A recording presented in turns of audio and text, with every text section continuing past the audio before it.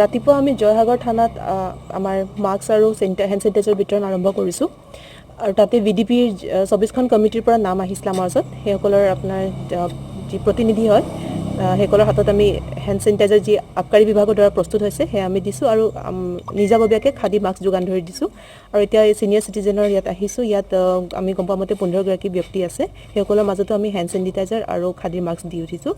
আমাৰ এটাই লক্ষ্য যাতে আমি জানো যে ছ'চিয়েল ডিষ্টেন্সিঙক বাদে আৰু দুটা উপায় আছে কৰোনাক ৰোধ কৰা এটা হ'ল আপোনাৰ মাস্কৰ ব্যৱহাৰ কৰা আৰু ইটো হ'ল হেণ্ড চেনিটাইজাৰ আৰু সেইকাৰণে আমি যিমান লগে পাৰোঁ এটা চেষ্টা চলাই আছোঁ যাতে হেণ্ড চেনিটাইজাৰ আৰু খাদী মানে মাস্ক আমি যিমান লগে হয় যিমান